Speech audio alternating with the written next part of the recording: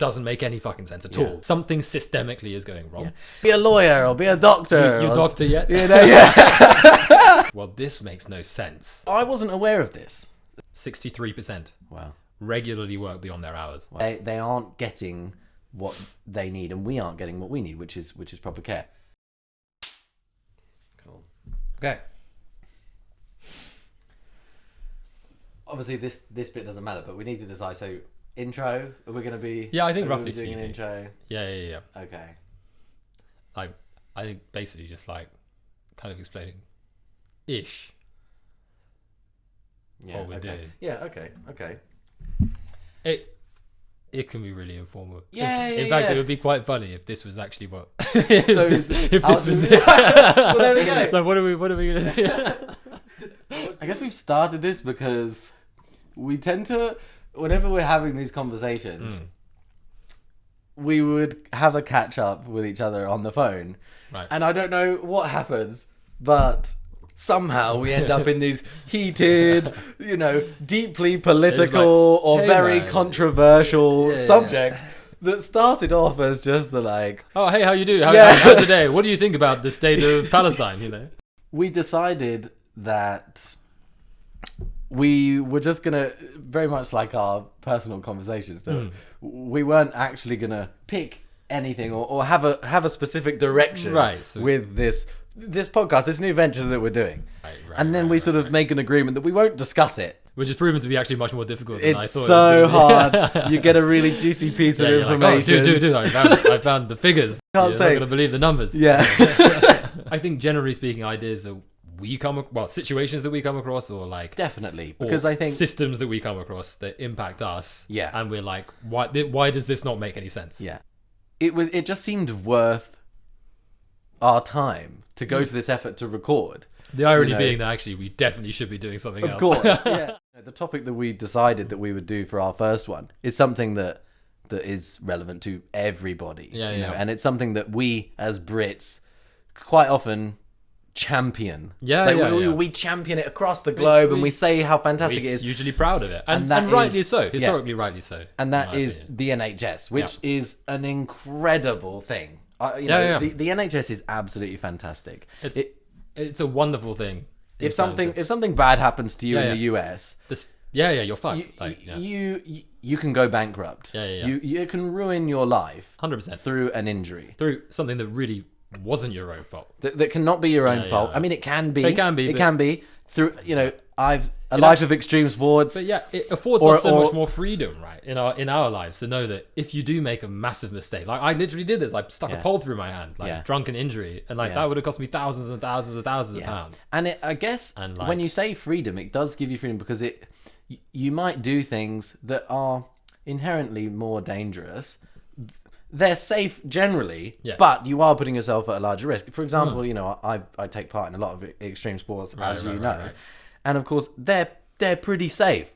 But in doing so, you are opening up yourself to more risk. And in America, I would be scared. You'd be doing terrified to do that. it. And of course, 100%. they have insurance. And I will admit that I know very little about it. It's only tiny little bits I really know about how the system works. But even the insurance tends not to cover everything. As we have with insurance over here, there's excess. And even to have insurance for someone for either of us, The insurance costs a lot would of be money. very expensive, because we're both freelancers.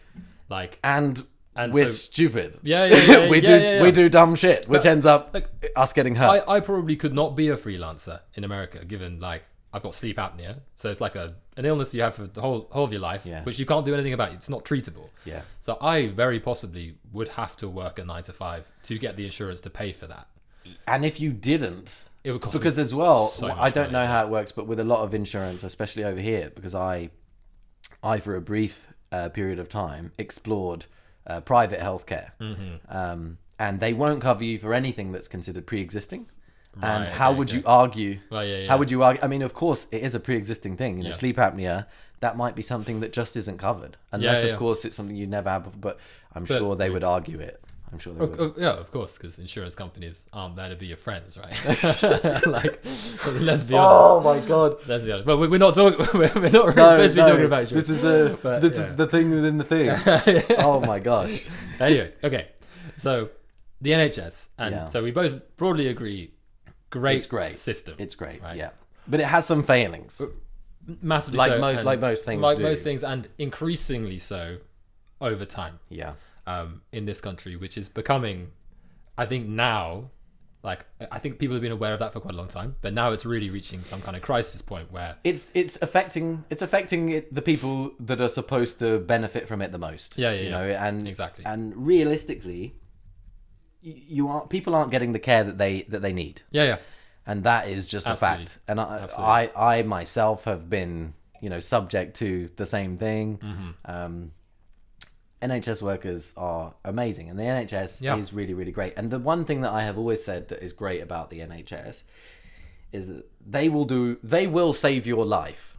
Yeah. They do a really great job of saving your life, and they will put so much care into that, and you are prioritized.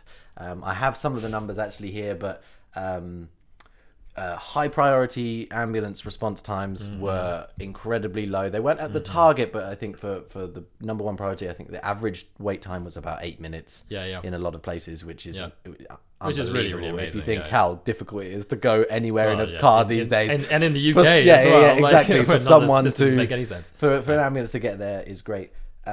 My gripe, and what I quite often follow on from that, is I say the NHS is fantastic at saving your life. And if you've broken your leg or something, and you're in serious trouble, they will fix you. Yes. After that, you're on your own. And they have two speeds nowadays. I find they have immediate. Yes. And you've got to be, and if you want to get an appointment immediately, you've got to be like. Yeah. Play up whatever you've got to a massive degree. So there's super fast or there's glacial, and like there's no in between. There's no in between. You're right, and that is so disappointing, because if you have anything that is borderline, you know, that could be quite severe but isn't necessarily life threatening, or isn't, you know, really impacting you, or if, as you know, the squeaky wheel gets the grease, if you don't particularly complain about it very much, then you're put to the bottom of the pile. Even if you have something that does debilitate you quite a lot. No, that is true. Like, it's still not high enough priority. You're right. Like, you have to. I mean, with my own case, like I had to get an appointment, and the appointment's like, by the way, in like 11 months, so it's not soon. Even to get that appointment, I had to be like, this is impacting my daily life and my ability to do my job and my ability to like exist like properly. And then they were like, oh, we better get you an appointment. How's 11 months? So like, what you have to say to get an immediate appointment, my God, like is like, and especially, you know, if you're going to go down lines of like mental health where there's a particular problem, like you have to be on the verge. Well, mental health is crazy, but you know, especially for people like us, young men, or maybe not so young anymore, but we fall into the young men category, being in our early 30s, where, you know, mental health obviously it's been put under the spotlight quite a lot, and you know, talking about mental health is a great thing. There's a huge movement, but still to this day, the biggest killer of young men is suicide, which is a scary thing. Maybe a topic for a whole other thing. Yeah, like, definitely. It's well worth it. But coming back to there's a fundamental issue, isn't there, that we wanted to talk about, and I think it was this kind of like, and I think I'm sure a lot of these episodes will be a bit like this. It's like there's something that we see that just doesn't make any fucking sense at all. Yeah. And we're like, well, this clearly is something systemically is going wrong. Yeah. And so it's sold to us as there being a shortage of qualified staff, you know, skilled people. Yes. That's what's told to us. There's a shortage of doctors, and this is a narrative that's going on in the news. And I think the government is peddling the narrative. The government, they do. There's a certain truth to it. Well, there is a shortage of doctors, but simultaneously. But what is causing the shortage? Okay, that's the thing. But the irony of the situation for me is that there's both a shortage of doctors and also 100,000 posts unfilled in the NHS. Yeah. But there's also 20,000 doctors who apply for speciality training places who are now unemployed. Yeah. So you've got a huge shortfall of doctors, which we're getting from various places. Imagine going to medical school, which is considered an elite degree, you know, super elite. It's what parents dream that their children would do. Like, we'd love for them to be a lawyer or be a doctor. You doctor yet? You know, Dad, I'm 10. Talk to me when you're doctor. So, you know, it is idolized, right? You know, to be a doctor. And these people are putting in the effort. These are smart people because it's not an easy degree. No. It's extremely challenging. And they're getting in as well. They're having to spend a lot of money. We're all aware of how expensive student loans are to be able to even do this education. Yeah. And no one's going into this for really the status. They're doing it because these people want to help people. And there are people that need help. Yes. And those people that are dedicated their lives to helping people are being left unemployed with a massive need. Yeah. So it's like which is unfathomable. Which is like it seems to be an unfathomable situation. So I guess we, broadly speaking, were like, well, this makes no sense. Yeah. Like how did we get here, and like two, what are the actual issues that are around this? So I wasn't aware of this. All of this was completely new to me. Nor was I. I mean, I was aware that we had a shortage of doctors in inverted commas. Exactly. And so this... And that doctors were striking. Yes. And so these two things I was aware of. Absolutely. Why they were, and it's sold to us that it's all about pay. Yes. And or at least it's a bit about pay. The BMA say it's a bit about pay, but it's not that's not the overriding issue. I've spoken to doctors. I have friends that are doctors. My mum is a nurse. I have asked the question, you know, are you getting paid for this? They're like, no, they don't stay late, and they don't particularly like work extra hours and operate on a particular patient, you know, for the extra money. They're doing it to do good. And like, the money is not the issue. And I have had it from them saying it's not about the money. And this is where I learned. This is where I learned about the issue. Was because it was highlighted to me. 63% of them regularly work beyond their hours. Yeah. Hospital doctors, 63%. Wow. Regularly work beyond their hours. Wow. So like, it's clearly not about the money. No. Like, because you would just be clocking off, right? But you can't, because there's such a shortage. You genuinely can't, and then you're leaving patients in the lurch. If somebody comes in and you're the on-call doctor, if someone comes in and your shift ends in an hour, but suddenly this person needs 4-hour surgery, you're not going. You're not gonna say no. See you guys. Right. You know, that's it for me. No, these people need help. Which comes back to they're trying to do good. We 100%. need these people, and 100%. Yet they aren't getting what they need, and we aren't getting what we need, which is proper care. And again, I had no idea that this was a thing, and then through talking with a doctor, her frustration was, why are they talking about the money? Why do they only say money in these things? And I said, well, what is it that you're striking for? Like, what? She wasn't one of the strikers, but you know, why are these doctors striking? And it was then that she pointed out to me the crazy stat that you've just said there. That what was it? 20,000 doctors are unemployed, something like that. Yeah. So I mean, the numbers we don't have to absolutely tie down the numbers. Sure. But the point that she was making was that she said that there are a surplus of doctors that aren't getting jobs. Yes. And I was like, no, that can't be true. But there's a huge shortage. There is. And the shortage is not with how many doctors there are. The shortage is how many positions are available. Right. And that is the thing. And I think it's actually it's slightly more nuanced than that, in that it's actually really about retaining doctors and training doctors, right? So the issue is that so the way that the system works, generally speaking, is we have quite a lot of doctors who do their medical degree, and in that you often do 2 years of kind of your junior years as a doctor, first 2 years, and we have a lot of doctors who make it to that stage within the system. At that point, you can't progress. You have to choose a speciality. At that point, you specialize. Absolutely. This is where you're working as a junior doctor, and you essentially you stay. Again, I didn't know this. It was only through talking to a doctor that I actually discovered this. Called resident doctors now. You stay a junior foundation until you're essentially a junior until you're a consultant. Right. And then you go through training, and then to become the consultant. Absolutely. And so to get to that path, you do your 2 years. You're working in the hospital. You're doing the job as a doctor, but you cannot progress in the field until you pick a speciality. Right. And this is where the bottleneck is. This is the bottleneck. This is the bottleneck, where there are only 12,000 available positions.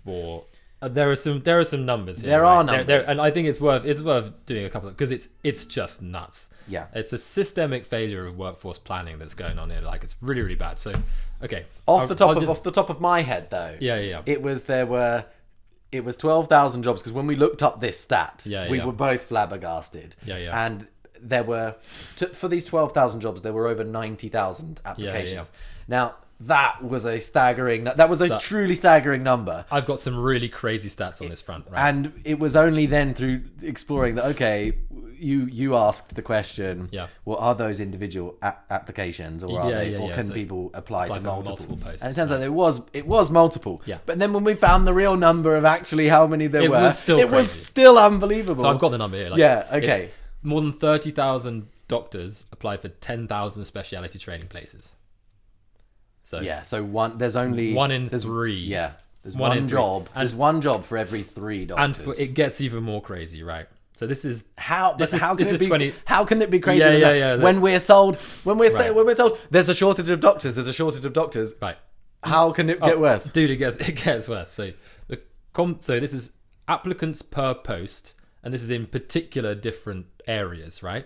Of medicine where you start to specialize. So at the point we're talking about, emergency medicine, 14 applicants per post available. Anesthetics is 13. Cardiology is 74 applicants per one available slot. And general practice, what would you consider to be an outrageous number? Wait, hang on. We've been going up the scale here, right? So this is in 2024. And 2025. I think they combine the two. It's the year, yeah. I don't know. 167. So there are 167 applications for one job. One general practice, training slot. Yeah. Right? So that's when you're training in the position. You're still in the junior position. Yeah. We have all these doctors waiting around, and they can't be hired not because there aren't enough people to care for, because there are. The issue is budget. Right. So if the NHS has a budget of X to hire doctors, and the budget's run out, you can hire no more doctors. Yes, that's it, and that's where we're at. Okay, there are 12,000 positions open. We've been to hospitals. You've been in the hospital. How long? You have to wait a long time to see a doctor, and quite often when you do, you're in and out, and you go, oh my god, that only took a few minutes. Why could I not have seen them sooner? So we definitely need doctors, and the budget doesn't allow it. Right, but where it becomes a little bit tricky and the lines get a little bit blurred is that, well, we still need these doctors, right? And so we're then getting them and paying them through the locum process, Absolutely. Which is through these agencies, through a kind of slightly separate pot of money, right? Yes, it's considered an emergency fund.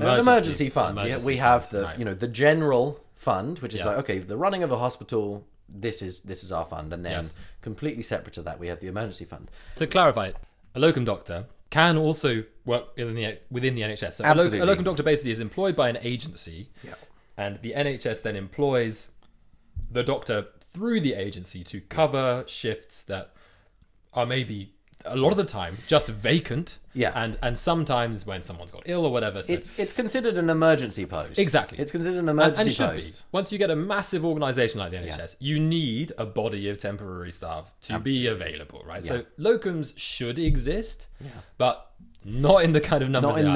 At the scale that's happening, and not in the way in which it's happening, which is actually just to fill posts that are unfilled. The crazy thing is that we're filling these spaces, like you say, with the locums, and it's a great thing, but what's happening is because they're paid more, and the agency's taking a cut, and the agency takes a cut, and I have a staggering number here. We're spending more. We're spending significantly more. It's significally more. Do you have any? Do you know how many times more? So if we had hired FTEs, which is full-time employment, if we had actually hired doctors to do the job in the position of a locum, it would be over 5 times cheaper. Oof. So we're actually spending to fill these positions.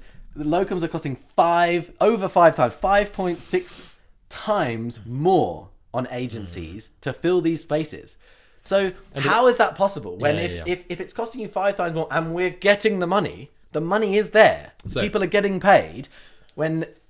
If these people had actually been employed, so I have thoughts. The NHS would be saved a huge amount of money. I have thoughts on this, right? And I just want to go just a little bit on on like the disparity between what the people on the ground, nurses, etc. So I have a crazy number on nurses. My mum is a nurse, and she actually recently has done some locum work. Yeah, because why wouldn't you? You're Especially paid, as you're paid a bit more. Unbelievably well-trained nurse. You deserve to be getting paid more than you're getting paid. You right absolutely now deserve to be getting paid more. And, the numbers show that potentially these people could be getting paid more. They could be getting paid this amount.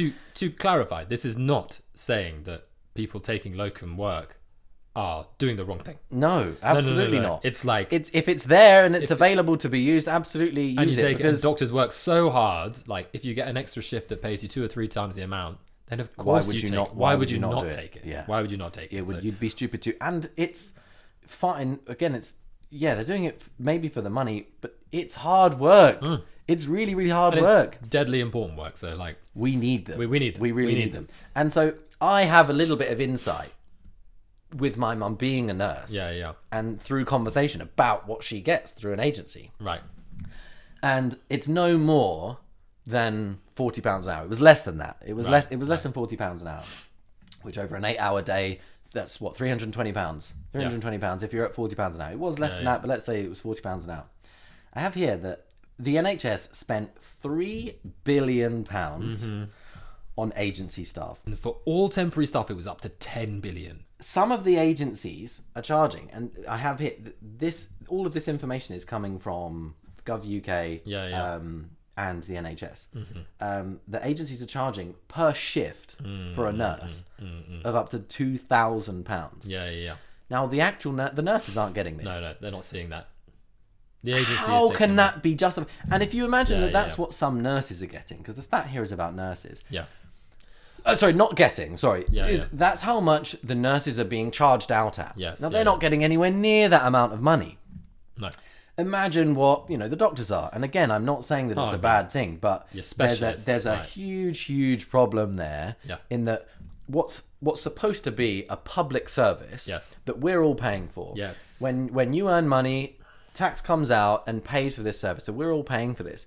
It's supposed to be public. Yes. And it seems that there's an invasion. There's a sort of private part of third-party companies are sort of coming in and they're profiting off of the inefficiency and the brokenness of the system. Yeah, and it's all because of these budget categories, right? So budget categories, and also just like a systemic failure of the government to take an overall view of the system, as opposed to a macro look at the whole thing and going, right, what's the issue here? Real issue here, right, is not that these issues aren't understood, right, by the people at the top of the medical profession, because the BMA and all these big organizations are like, what the hell is going on? So they know what's up, right? They're the ones who are organizing these strikes. They really know what's up. Yeah. It's the government who actually dictate policy. Yeah, but how can it be all of this money that is essentially profit for someone else? Yes. Of course, they have their running costs. Yeah. Remove that and pay the people that are doing these jobs the money that they're earning from being a locum, whether that's a pharmacist, a nurse, a doctor, from doing these extra jobs. And there's more into the pot. There's more into the pot. Take it all into the system. £2,000 for one nursing shift. Of course. Where the person is taking home £300. The issue, the issue really here comes down to like how big the system is. I think the reason why these agencies exist, I think, is because the NHS is just like structurally as a unit, the framework is poorly put together. Yeah, and it's so big. Yeah, that you then have to have if you had to change it all, it's almost impossible to think of the downtime. You couldn't shut off the entire IT system. You can't have for every hospital to suddenly just go. We're actually going to link everything like this and make change in the short term. The first 5-10 years, even when you're starting to implement these changes, is going to have a big knock-on effect. And there's going to be a real care will get worse before it gets better. Very possibly. There will be, massive problems. I mean, look at COVID.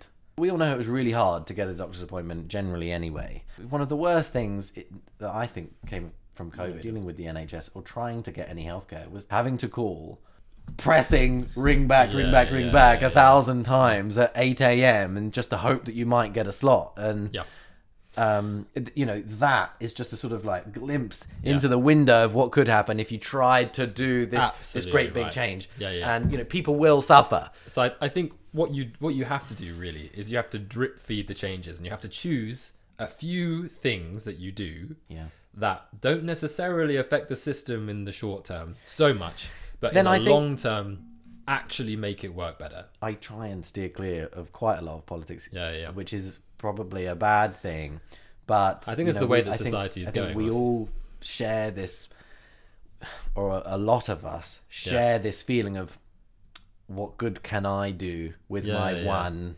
vote, with my one piece of input, And there's a huge amount of disenfranchisement. People don't feel like they have a stake in what's going on now. The system has become so big. We all have our internalized worlds. So what you mean by stake is, are you saying, well, the system doesn't provide for me anyway, so whatever happens, I lose out no matter what? Is in that, like, for example, with the NHS, like, I need care, I can't get the care, so it doesn't matter which government does what, because I think there's I'm a lot not of going that, to get what I need. And I think there's the differentiation between what each political party actually like represents. Is very unclear now. But what they all say, and this was my point before I started getting a little bit sidetracked. But my point is, every single government, no matter which party, they all say we're gonna inject the NHS with money. We're going to put money back into the NHS. We're going to fill it with money, and that's what people love. People really want that. And they want to see it, and I wanted to. It just seems to be lies. It just seems to be lies. I wanted to talk about this. So and when you have a clear, there's a clear disparity there with what you're earning. There's money going to private companies. We don't want to take money from nurses and doctors. I'm saying pay them more. Give them more money. 100%. And with that leftover money that you're, by cutting out or reducing that staggering number of people that we are using from the emergency fund to fill these places, reduce that, and the money goes back to itself rather than someone else. This 100% is one thing. We want to get rid of, as much as we can, privatization of staff within the NHS. Like, pick one. Are we a public service? Or are we private? So, and right now, it's both. It's somewhere in the middle. Yeah. So that's absolutely one thing that we should do to try and resolve this. Now, there are other things too, like, onto your point of, like, this government idea of always promising to pump money into the NHS, which consecutive governments they all do. So, in real terms, there is more money, but when you count inflation into the factor, real terms, it's not true. So this is interesting because inflation. What's the inflation go up every year? Oh, what is that? It varies. But it's been 3 to 4 to 5%. Okay. It has actually spiked. Like, in recent years, it was almost up at, like, and when the numbers are as high as in the billions, many billions. The percentage on billions is a staggering amount of money. We're going to put an extra 2 billion into the NHS. Well, actually, all you've done is keep up with inflation. No, less. Or not. Way less than keep up with inflation. Yeah. And this is what's going on in real time. So, post 2008, big banking crisis, we had that whole period of austerity, right? Remember the world pre 2008? God, man, I don't remember yesterday. So. you are asking that. I have this, like, image of, like, this. Where was I? Halcyon Okay, so 2008. I left school in 2009, so I'd have been in year 10. At school. But I can't really. Did the system not feel a lot safer, at least, or, well, not safer, but, like, it wasn't broken in quite the same way?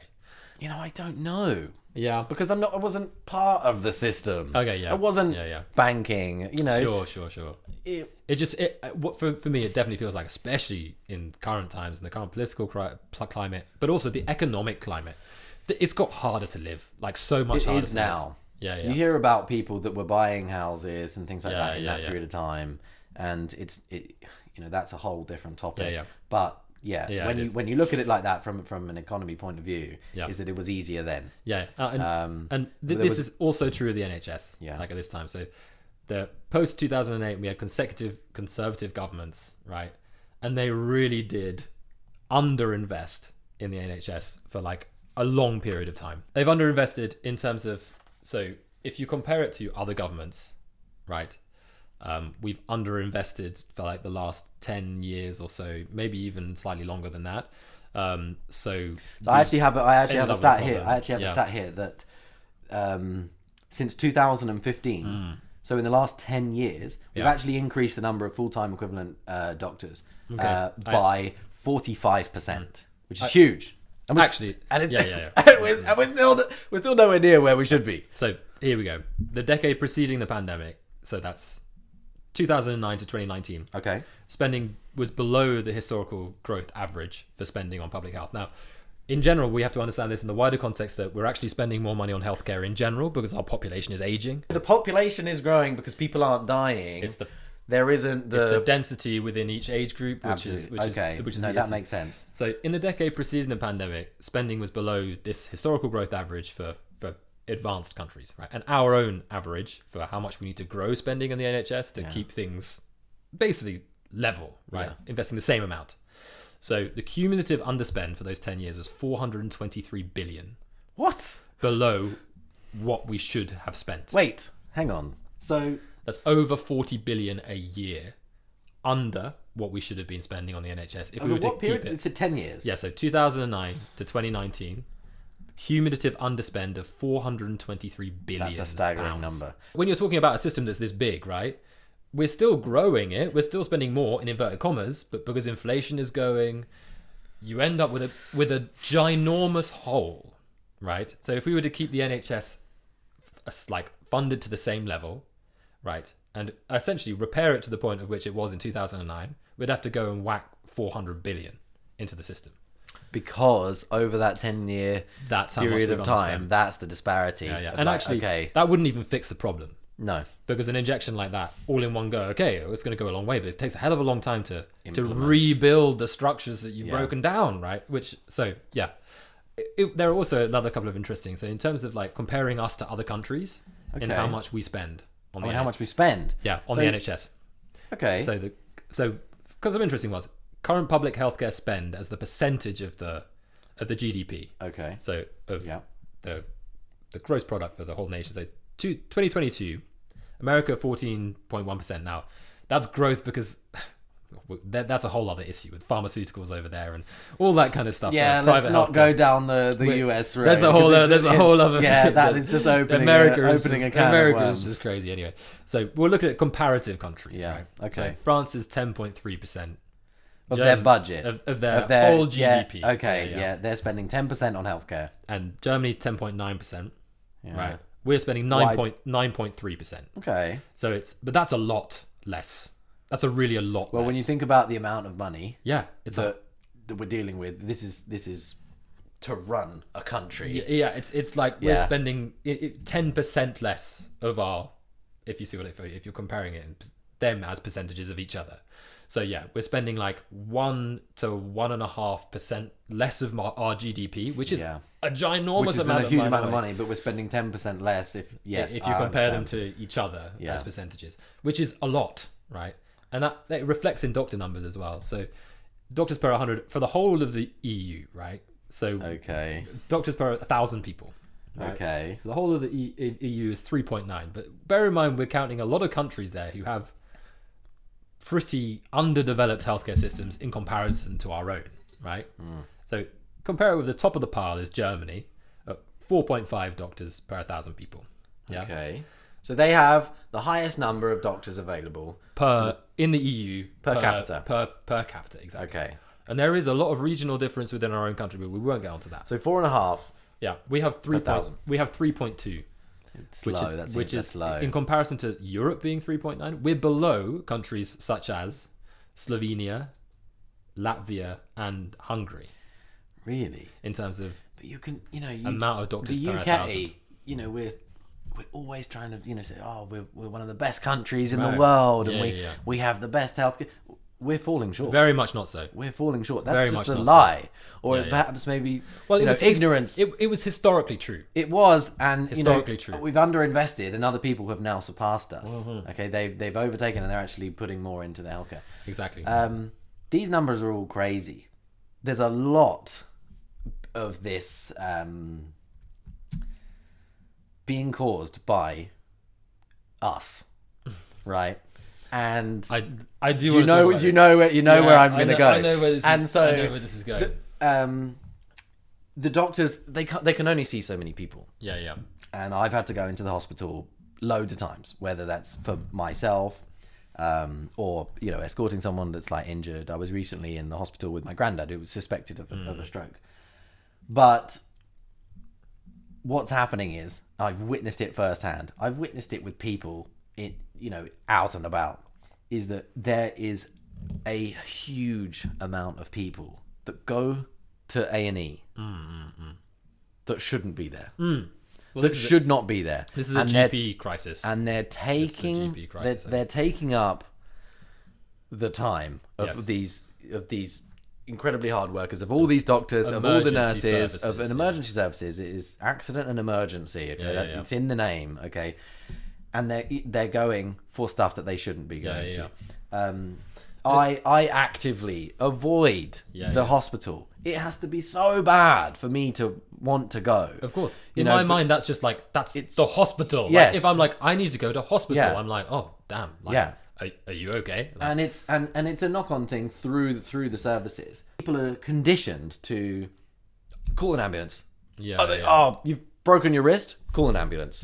Oh, you've broken your arm? Call an ambulance. Or you've cut yourself? Call an ambulance. This happened. I was working on contract and a girl, she dislocated her elbow. Right, that's horrendous. It's nasty. That is nasty. It's nasty. Very painful. But it's not ambulance worthy. You can sit in a car. You can get in a car and you can drive to the hospital. And to be honest, not having been and done it, you will get seen more quickly. I know people that have had a cut finger. This was working in a commercial setting. They were working in a retailer, and they'd cut themselves on a tile. Now, it turns out that it was the company policy for them to call an ambulance. But I think that's stupid, and that policy needs to be looked at. I don't disagree with you on like a fundamental level that yes, each individually we have a responsibility to only take up emergency services in emergency situations, right? But I think if we had more clinical availability in our local space, then there would not be so much need. You're right. For people to clog up. You're right, and it does. Services. And they talk about the GPs, and you said that there was a staggering number of applicants, 167 looking to train for GPs. So these are the numbers on A&E overuse. At least the recorded numbers. Okay. Yeah.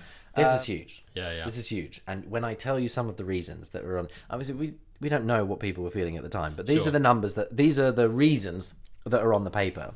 Up to 40% of people that went to A&E in 2025 were estimated as avoidable or better handled elsewhere. So, for example, going to a GP.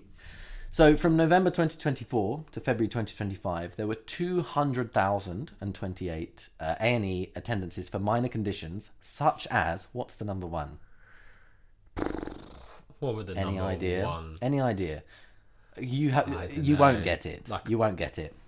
The number one thing, or something like you'd hope so. So the number one thing, 96,998 people went into A&E for a sore throat.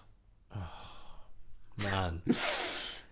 83,705 people went in for earache. These numbers are crazy. Wow. So there are others. There's loads on here. Congestion, over 6,000 people. Itchy skin, 8,000, over 8,000 people. I can't even conceive of how itchy I would have to be. You'd have to be bad to like go into go into A&E. Yeah, and you know what? I'm sure there are people that really do suffer with it. I'm sure people with eczema and all of the. There are so many skin conditions that are bad, but they've been deemed here to be not unavoidable. So they're presumably below the threshold. Yes, which exactly. Like, exactly. So it's obviously precisely. But they probably could have gotten the care elsewhere. So it's obviously not in the numbers here that I've written down. So then, of course, something that doesn't necessarily require immediate care. Yes. Ingrown nails, nearly 4,000 people, and then this is crazy. It's a low number, but it's pretty. It's crazy that someone considered going to. And so 384 people went to A&E for hiccups. No. Yeah, to have hiccups. I mean, you must have. Dude. I mean, it must be starving you of breath. You must be suffocating because the hiccups, your diaphragm's going through the motions, and you just can't breathe. Here's another crazy one. I know these numbers are nuts, and I don't expect anyone to remember these, but You saying wait, a test, George? there's and also Oh, you didn't know there's a test at the end of this podcast. and blocked noses. Wow. People went in for blocked noses. I don't actually have the number. So 69,000 people over a 5-year period went in for blocked noses. My God. So for my money, right? So there is individual responsibility to just not do that. Like, also, if there was massive availability in a local area, you have a GP, and I remember back in when I was growing up. Well, right? you had a doctor I had that was yours. an individual doctor. Yes. I was like, Dr. Beaton. And it was always on a form. What's your doctor's name? And I was like, everyone I knew. know my doctor's I remember name. my mum knowing Because my doctor's name. And if I book an you see so and so. And if my dad calls up, or whatever, this is when I'm really, really young, well, he still does it for me now.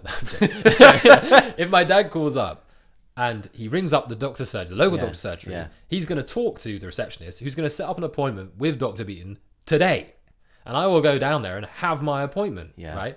For whatever it is that you need. Blocked nose, congestion, fucking hiccups. I never went in hiccups, but like, you understand the idea. The availability of that local service avoids. However, what I will say is that then, but again, there isn't enough available for the people that need the care, or at least the people that think they need the care. Right. But that same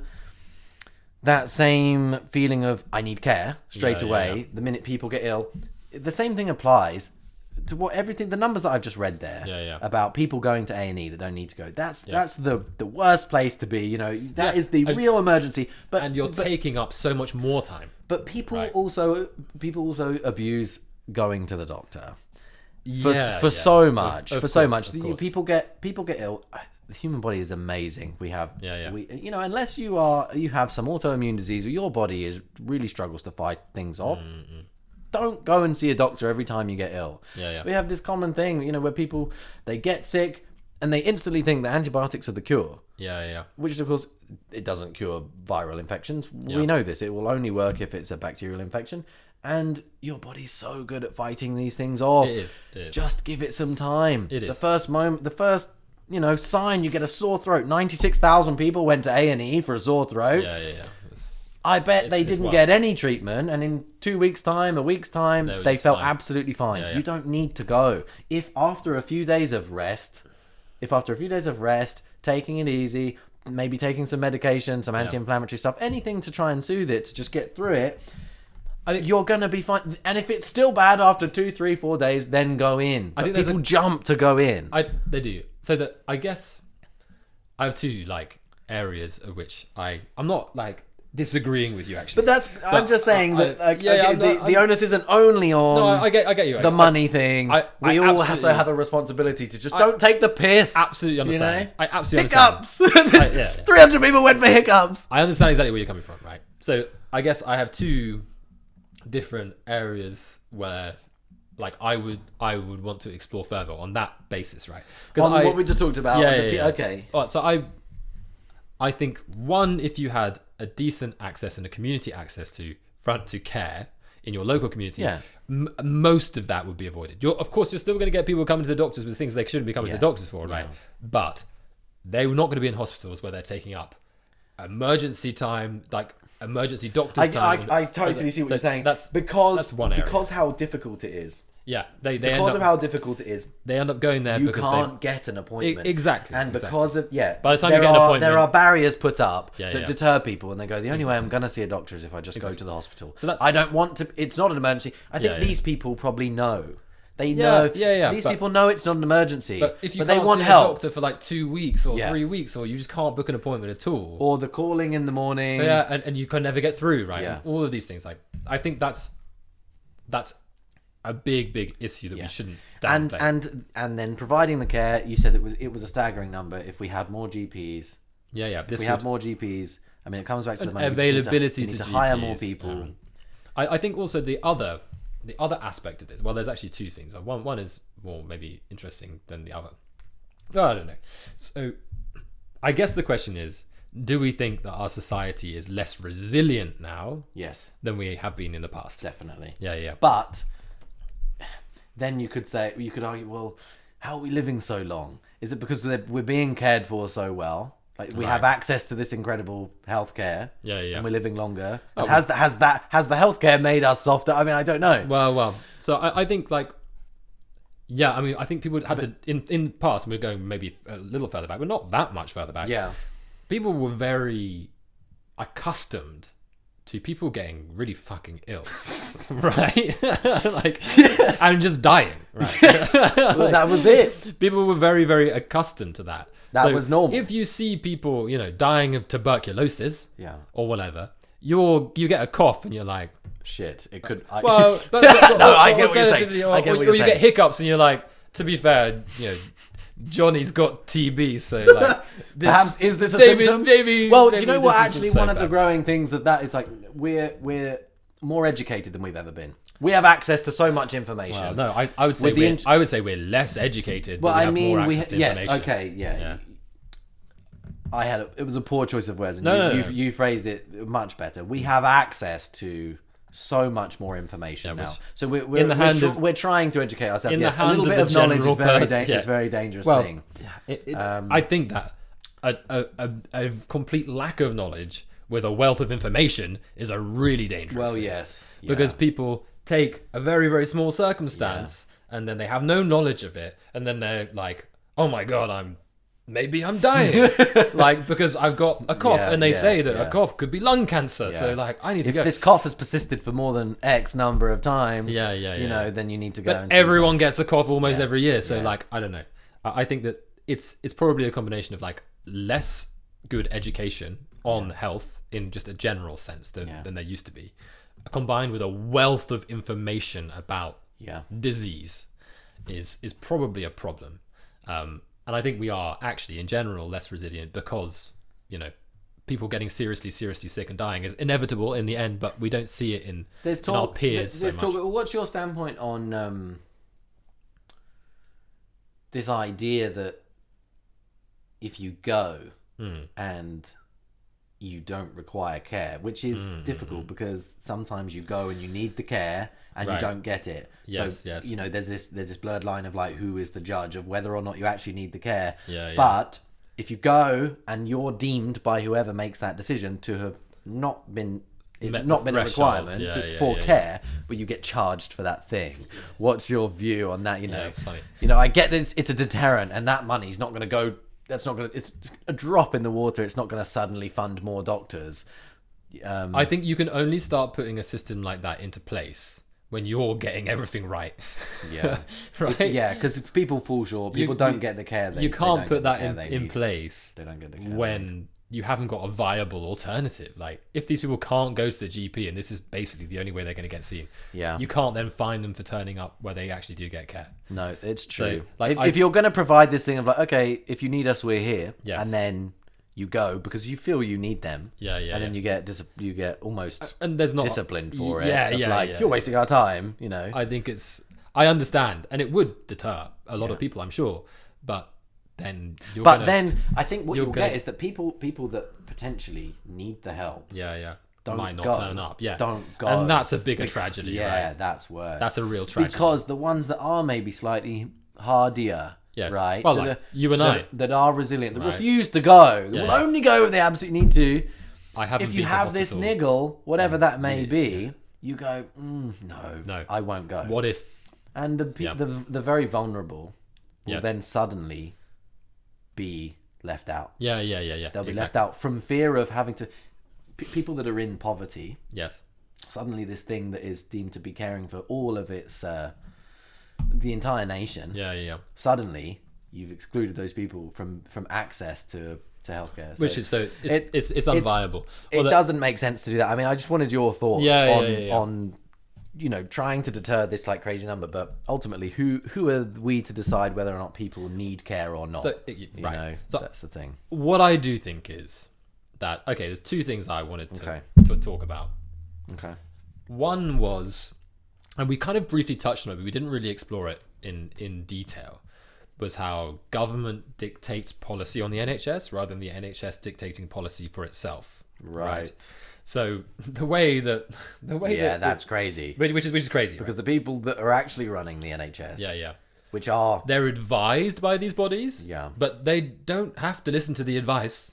And often they don't. Often they do, and often they don't. So the way it works in government, you have like ministers for whatever, finance, healthcare, and they have teams, right, of people who work in that area, and they have a civil service who advises the minister what to do. Yeah. But sometimes the minister just doesn't listen, right? And often these positions are not taken up by people who have any knowledge of the area. They're just high up in the political, high up enough in the political system, for them to be like, oh, you can become a cabinet member and you can be the minister for, I don't know, whatever. So is this your idea of how you'd actually make change? Well, I mean, I don't think that you can possibly have a person who's responsible for making policy for something that they don't have any knowledge in. You'd think that was so obvious. You would think that was obvious. You'd be like, right? why the fuck am I in charge of this thing that I know nothing about? You would think that was obvious, right? Anyway, so that's one area. The other area is also just the nature of our governmental system is that each government has to be seen to be making change, and it's top down as well. So they want to be seen to be, okay, we employed X number of extra doctors. Yeah. But we've got a broken system. So what if those doctors, okay, fine, but they're not the doctors you actually need. Right? And let's just say, for example, mental health wasn't a thing, and we have hundreds of thousands, of people training to become psychiatrists. And like, well, we don't need them. Yeah. We need surgeons that are going to be doing this. I get the point. Situation that we're in, right? They're like, oh, but we did this. Yeah. It's like, okay, as a blank number, that looks great. Yeah. But what does that actually mean? Yeah. Like, and actually, it doesn't mean that benefiting the people? It doesn't mean anything. Yeah. And the fact is, we've got this situation where we've got this massive bottlenecking going on. Yeah. And what they really need to do is invest billions of pounds in creating these training systems whereby we're actually meeting the needs that the NHS has, right? But that's not sexy. We spent 50 billion on training. Yeah. No one's going to be like, but we need doctors, because average people don't understand. No. Because we do need doctors. We do need doctors, but they don't understand that that's the way to get doctors, right? The doctors we actually need. Yeah. Within our system. So there's this very, very like blinkered view whereby they can say, we achieved X objective. Yeah, we did this. We've invested all of this money. Right. We did what we said we would do. Exactly. Right. Exactly. When actually no one's seeing the results. When actually you need a 15-year plan that is not going to yield sexy results. That someone can be like... Do you think that the NHS needs to be something that every party should have a mutual say in? Well, not even a say, but so it should... So where you say that, a 15-year plan, right? Let's just say, I mean, we've pulled that number out of thin air. I pull that, but that's kind of the time frame. Okay, the likelihood of us getting a consecutive same government for that period of time is obviously low. So then you need, if it's a 15-year plan, and even then, if it's a 15-year plan, bro, it's going to be 5 different fucking ministers who all need to impose their own. Well, this is what I'm saying. If it is a plan and the plan is X, that plan needs to be followed through, which is why I'm saying, okay, there needs to be continuity of policy. If this, yes, exactly. Yeah. So if the NHS is the one thing that stays the same throughout, but dude, we need this across the board. I'm not even talking about just the NHS. Like, this needs to be across the board, and I think it's a failing. It happens everywhere. It's happening in local councils. It's happening in. I mentioned it to you on the phone. Local one of councils. The things was picking kids up from school. Infrastructure. Yeah. Everything. We're spending, we have a budget for picking kids up from school, especially special education. Yeah. People with disabilities, they need extra care, and they get collected from school. We have a budget for buses or whatever that may be for them to take them there. They don't have the money for it, so they cancel those contracts, or they have a limited contract. Yeah. Okay. But those people still need to be picked up from school, so it then comes out of the other. The emergency pot. They're then spending money on taxis and things, which is costing multiple times more. Whatever. More. A lot more than it would if they just went with the original contracts. Take some from the emergency budget, put it into the normal ones. Don't waste the money. I think we need to start seeing real open accountancy stuff of where the money's going. It should be public information. Well, it is. It should be access down in the library or something like that. It is. Okay. It is all public information, like budgets and things like that. I guess so. That's why we're able to get all these amazing stats from just a simple. It is all open information. Research. Like, it is all open information. It's just that the individuals the public nowadays is not invested enough to necessarily do what we're doing, right? And it's the ones that, because most people don't need life actually to then do anything about it, because we're just talking about it, right? most people go their lives without needing proper care. Yeah. You know, I was in the hospital recently, and I overheard a crazy conversation between a patient and I don't know if it was a doctor that was speaking with this guy. Yeah. I don't know how long he'd been in the hospital. Everyone had been going up asking the nurses how long are they going to be there, and I overheard a conversation where this nurse was telling a guy that wanted to leave. Yeah. And he'd been there for, I remember him saying, look, I've been here for like 10 hours, 12 hours, give me something, where, some kind of timeline. I can't be sitting here, I don't know what had gone on. And even if I did, I wouldn't want to say. But this nurse or doctor told this guy, if you discharge yourself and you go home, you could die, right? And this guy was like, I don't care. I can't stay here any longer and not know. He was sat in this waiting room along with a load of other people. And I was blown away by that. But this person was saying, you don't realize how serious the condition is that you have. Yeah. We can't tell you when we're going to see you, which is obviously very bad. It's obviously very bad. We can't tell you when you're going to be seen. We know you've been here for 10 hours, waiting and waiting and waiting, still nothing. And you know what it's like. If you're awaiting surgery, you can't eat, you can't drink. So people are starving, they're waiting. And over and over again, it's like, this is so serious. You might die if you don't stay here and get care. And the guy was so fed up and so done, he went home. And the conversation that they had, again, the conversation went on, and they said, also, if you go, you'll have to go through the whole process again. Yeah. You got to start back from this. You have to start back from the beginning. You have to come back in. You have to then, speak to the receptionist, or go through triage, all that kind of stuff. Exactly. Again. You can't just restart. Yeah. And the system's broken. And this guy clearly needed care. There was a shortage of doctors obviously available. This person clearly needed a doctor, or just needed care. Yeah. And he was, instead of getting the care he needed, he was told by the people that were he was being cared for. He was told that there's a chance that he could die. Yeah. And he still left. I would love to say that I was surprised by that. Yeah. And I was sat opposite, and I just thought, wow. I mean, I had no idea how long he'd been there. I'd been there for a few hours. Yeah. And people aren't getting what they need. Yeah.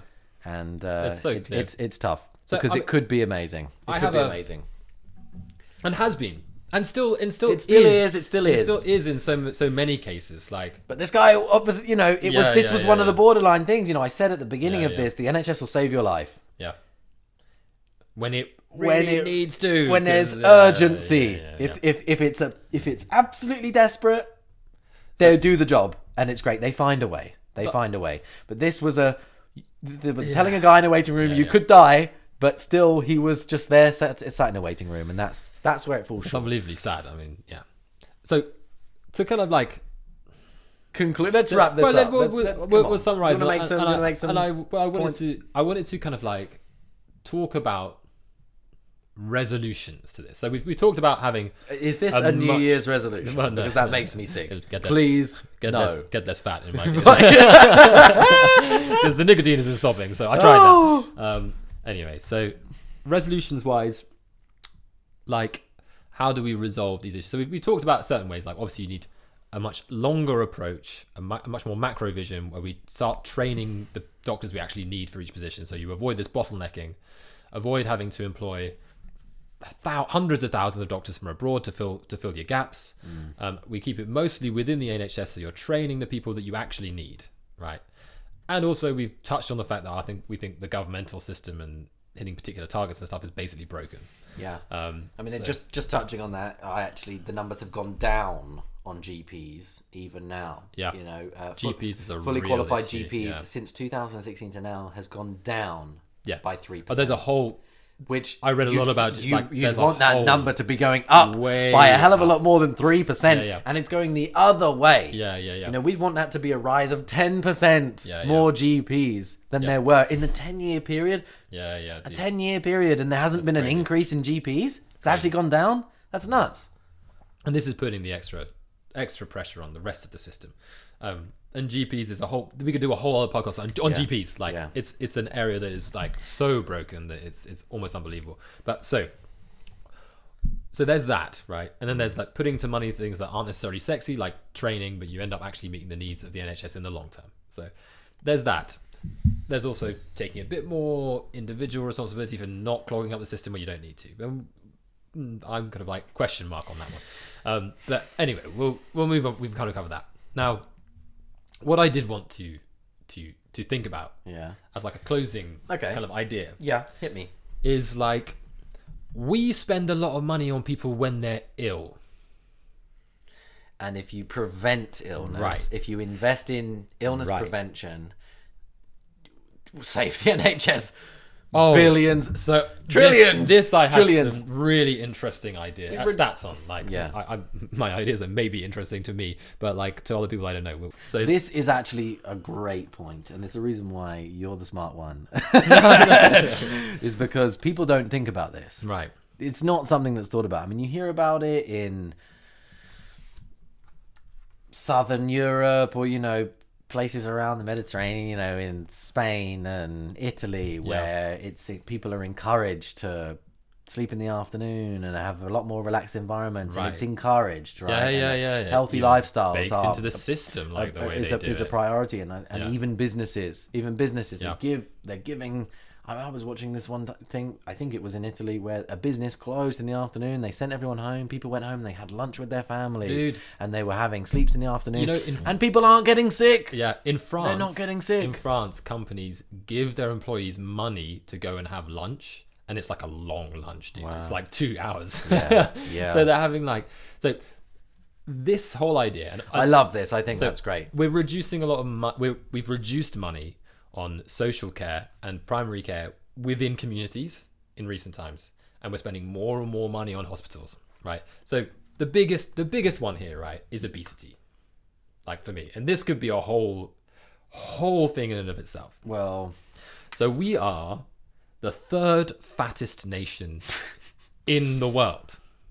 Really? In the world. How much more do you think an obese person costs the NHS? It's got to be a staggering number, because being overweight, someone with a normal BMI. Yeah, being overweight opens you up for so many. It's not just one thing. It's not just diabetes, which is a lifelong condition. Sleep problems, by the way. sleep apnea, right? It can be caused from being overweight. Yeah, there's a couple different kinds of sleep apnea. There's a neurological version. Which is got uncurable. Yeah. Alas, you're just broken. Right? It's like, we knew that. No amount of medical investment has nothing to do with my sleep. Is going to fix you. Okay, but it's okay. So, how much do they cost the NHS? You mean like yearly on the whole? No, I mean more. How much? How much more? So, like as a percentage point, like how much extra? Like it's got to be a crazy high number. 70% more.